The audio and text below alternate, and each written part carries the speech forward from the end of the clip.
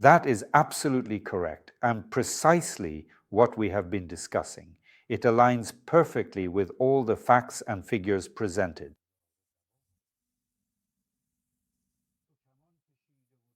I really, truly have to do this, it's absolutely essential. How are you? Yes, I just sang one of the wonderful ghazals by Hafez Isfahani, the great 12th century poet, for you in memory of Master Muhammad Reza Shajarian, who beautifully performed this lovely work by Hafez under the name Charbagh. And if my memory serves me right, it was with Master Farman's orchestra. Very good. Hatef is a great poet. His ghazals are diverse and captivating. There are many excellent examples, but this time I want to recite for you Hatef's most famous and reputable poem and talk about it before I introduce it. Let me tell you a few words about Hatef Isfahani himself, who he was, and in which era he lived. As I mentioned, Hatef lived in the 12th century. He passed away in the year 1198. We more or less know where Hatef died. It is even narrated that in Qom, in the courtyard of the shrine of Hazrat Masume, peace be upon her, he was buried. But now there is no trace of Hatef's grave visible in that courtyard.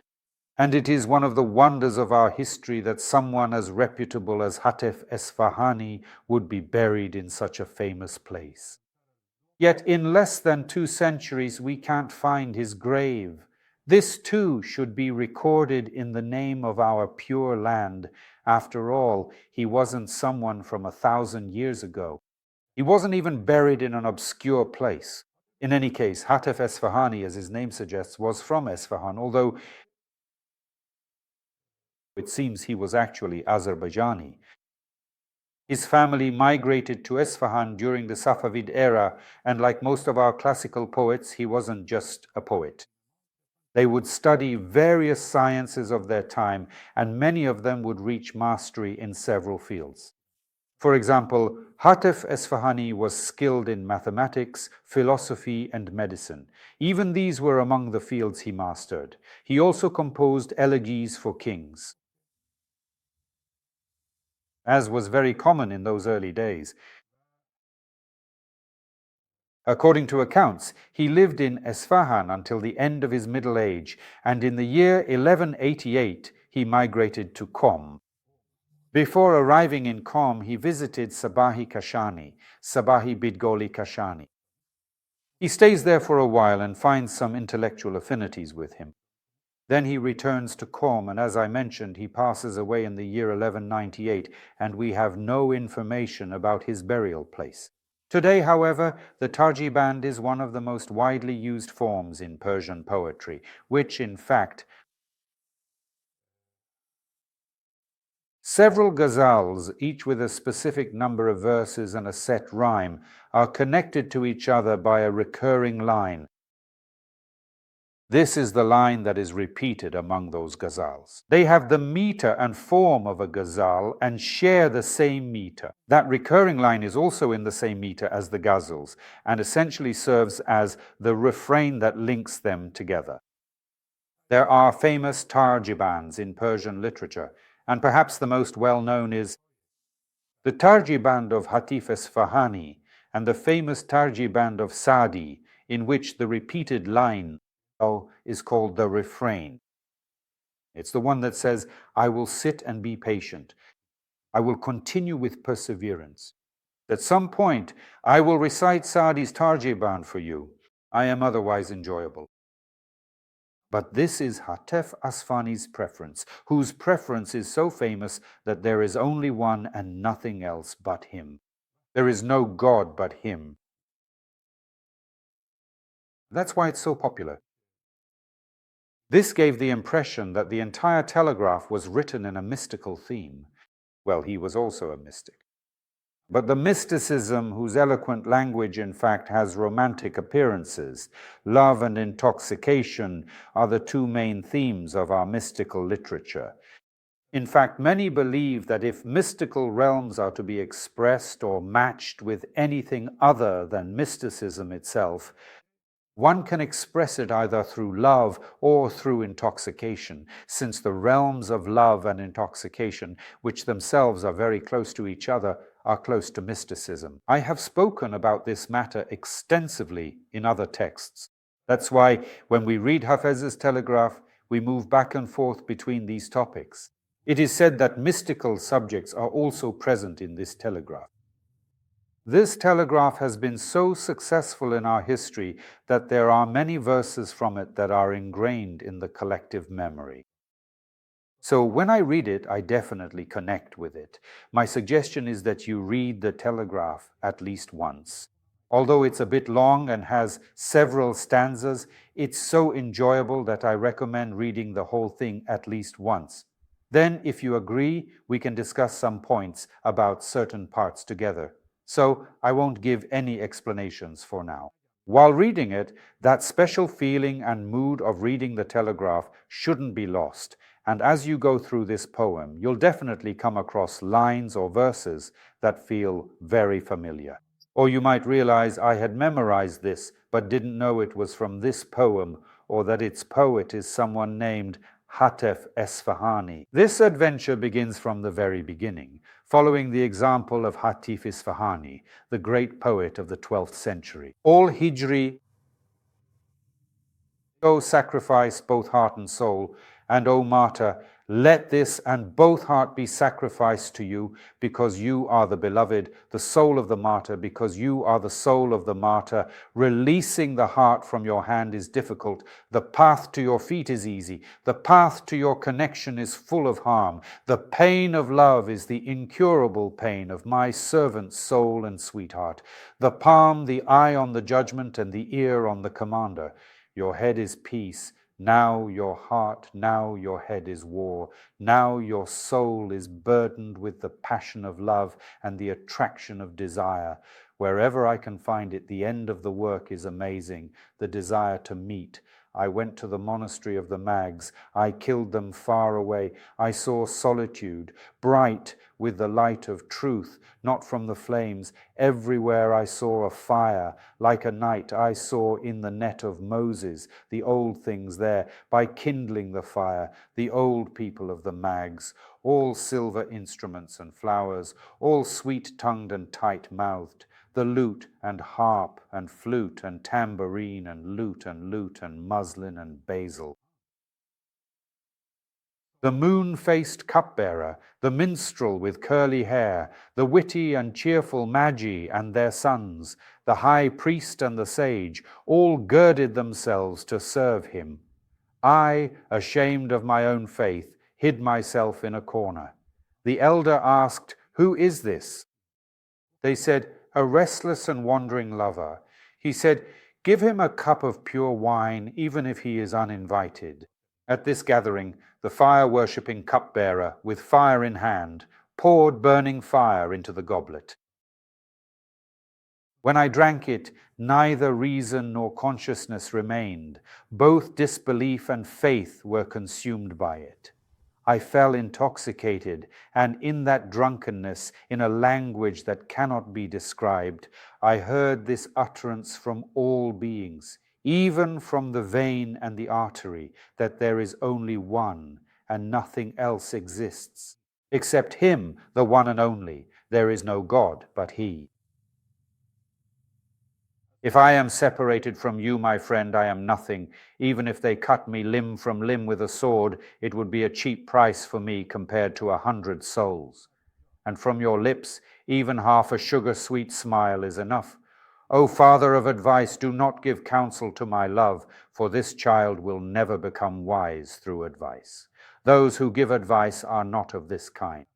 There are people who give advice for the sake of your love, but I know the path to safety. What can I do, for I have fallen in love? In the church, I was captivated by a Christian beauty. I said, "O soul, I am ensnared by you, bound in your trap, you whose every strand of hair holds both warp and weft. I have not found the path to unity, remaining apart. How long must I bear the shame of the Trinity for the sake of the one? How long will the name of the one God be divided? How is it possible that they call him Father, Son, and Holy Spirit? She parted her sweet lips, spoke to me, and from her sugar-sweet smile, sweetness poured forth. From her sweet lips she said, "If you truly understand the essence of unity, do not accuse us of heresy. In the threefold faith, the eternal witness casts a ray from that radiant face. Three do not become one. You count her as brocade and silk, and..." We were engaged in this conversation, which flowed from one side. From the church bell came this lofty song, "There is only one, and nothing else exists. Except him, he alone, there is no God but he," last night. I went to the wine cellar's alley, my heart boiling and surging with the fire of love. I saw a delightful, radiant gathering, the master of the feast, an old wine cellar. The servants stood in rows upon rows, the wine drinkers sat shoulder to shoulder, the elder at the head, and the wine bearers all around. Some wandered about, some were drunk, some were entranced, their hearts free of malice and their souls pure, their hearts full of conversation, but their lips silent. All were drawn by eternal grace, seeing with the eyes of truth and listening to the secrets. Each word was a blessing from one to another. "This is for you." The reply from one to another, "May your wine be sweet." Ears tuned to the harp, eyes fixed on the goblet, longing embraced in desire. With respect, I stepped forward and said, "O you whose heart is the dwelling place of the celestial messenger, I am a lover, afflicted and in need of pain. Look at me and try to heal me." The smiling elder jokingly said to me, "O you, whose guide is the wise old man, where are you and where are we? Out of your modesty, even the daughter of the vine sits veiled." I told him, "My soul is burning. I am your servant. Extinguish my fire and calm my turmoil. Last night I was burning with this fire. Oh, if only tonight were the same." For last night, he said with a smile, "Here, take the cup." He sternly said, "Now don't drink too much." I took a sip and became free from the pain of reason and the hardship of consciousness. When I regained my senses, I saw only one, and all the rest were just lines and shapes. Suddenly, I was in the sanctuaries of the celestial realm. This message was whispered in my ear by the celestial voice. "There is only one, and nothing exists but him. There is no God but he. Open your heart so you may see the soul. You will see what is unseen if you face the realm of love. All horizons will appear as a rose garden to you. And for all the people of that land, you will see the sky revolve according to their wishes." What your heart sees is what it desires, and what your heart desires is what you will see. Even the most destitute beggar there holds his head higher than the kings of the world. There you will see barefoot people walking with dignity, their feet placed above the stars, and you will see bare-headed groups whose heads are shaded by the throne itself. At times of ecstasy and dance, you will see each of them shaking the dust from their sleeves at the shop front, and if you split open the heart of any particle, you will find it radiant like the sun. If you give everything you possess for love, you will see that nothing else matters. If you seek anything else, I am no longer a believer. You will see loss, your soul melting away. If you throw love into the fire of love, it becomes alchemy. You will see the soul passing beyond the boundaries of the worlds, and in the midst of the realm of the placeless, you will hear what no ear has heard and see what no eye has seen. Until you reach a place where you see only one in all the world and its people, and you love that one with all your heart and soul. Until you reach that certainty, you will see that there is only one, and nothing exists but him. He alone, there is no God but he. The beloved unveiled manifests from every door and wall. O seeker, why do you search for a candle when the sun is high and the day is so bright, yet you remain in the dark of night? If you escape your own darkness, you will see the whole world as the rising place of lights. Why do you sit blind and idle, seeking a staff? The sea of this path is clear and smooth. Open your eyes to the rose garden and see. The pure water reveals itself in both flower and thorn. From the colorless water, thousands of colors, tulips and roses appear, yet the water itself remains unseen. The rose garden is ever on the path of seeking, and from love gather provisions for this journey. Nothing is easier for love than what seems impossible to reason. O friend, seek the path of the beloved, seek the work that is lofty and noble. If they say, you shall not see me, keep your eyes fixed on the vision until you reach a place where neither imagination nor the eye of thought can tread, a gathering where even Gabriel the trustworthy has no access. The burden of this path is the provision for the journey, and that destination belongs to the true traveler. If you come, then come wholeheartedly. Do not be like those who speak of companionship, but turn away when it matters. Take heed, for in the realm of gnosis, sometimes they are called intoxicated, and sometimes sober, by wine, by cup, by minstrel and cupbearer, by magi, by monastery, by beloved, and by the girdle. Their true aim is a hidden secret, which they only hint at. Sometimes, if you are perceptive, you may glean their mystery from their allusions. Know that this is the way.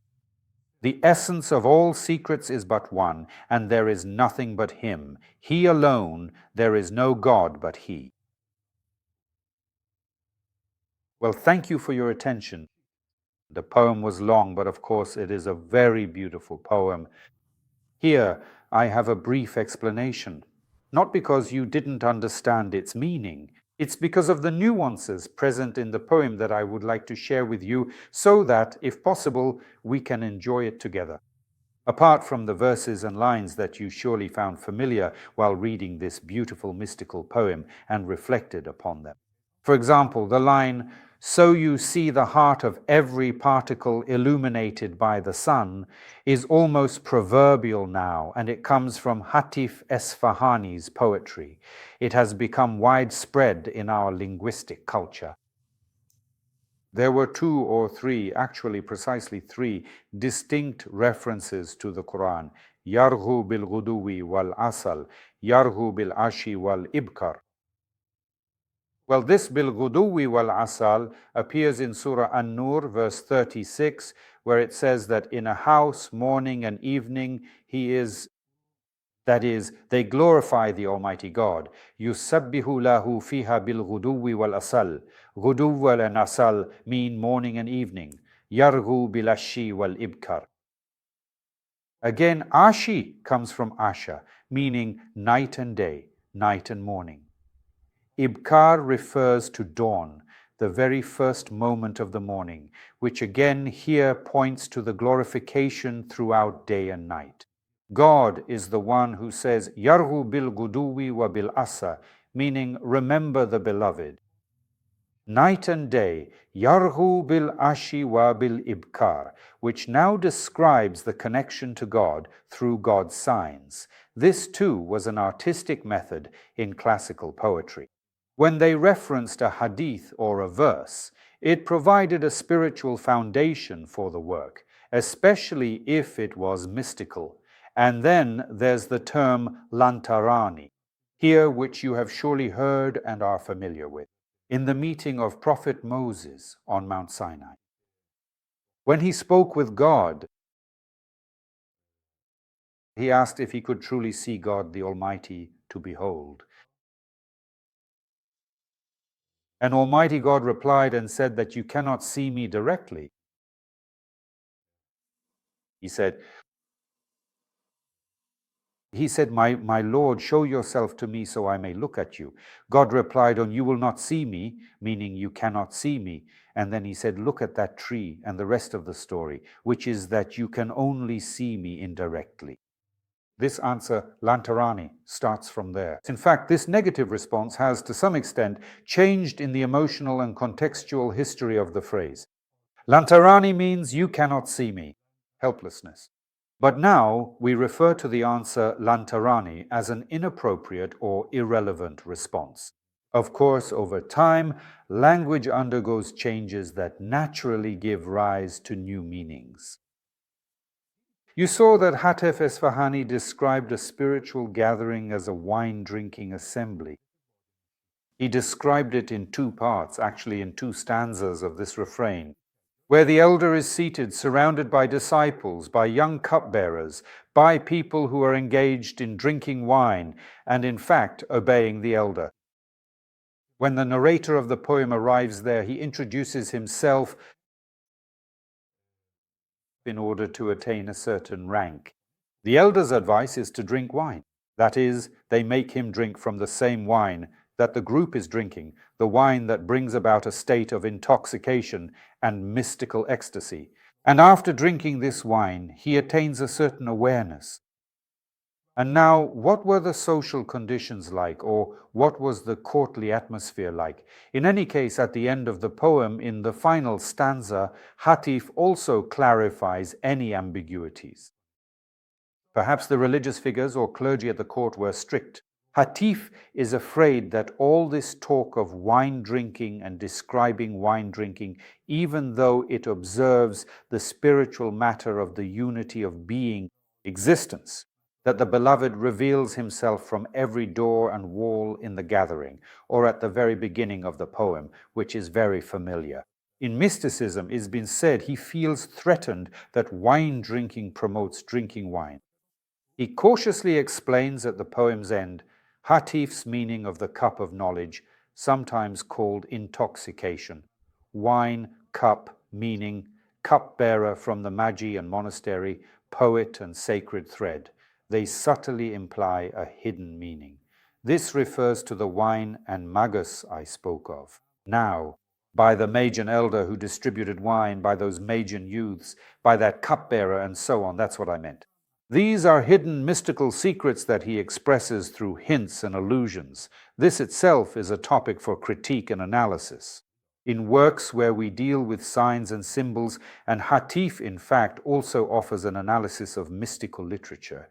If the tools of mystical literature are the lover's relationship, the tavern, and wine drinking, all of these are symbols, signs, and visual language used to express that. That is, to express what the mystic has in mind, or the knowledge that is meant to be discussed.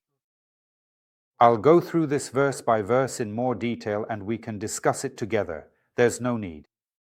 The poem is 112 verses. It's a fluent poem, not a complicated one, especially since, as they say, this has become common knowledge, passed around by word of mouth, and has gained fame. Hafez Isfahani truly has first-rate works, both in his ghazals and in other forms of Persian poetry. They are so enjoyable that one can read them and take pleasure in them.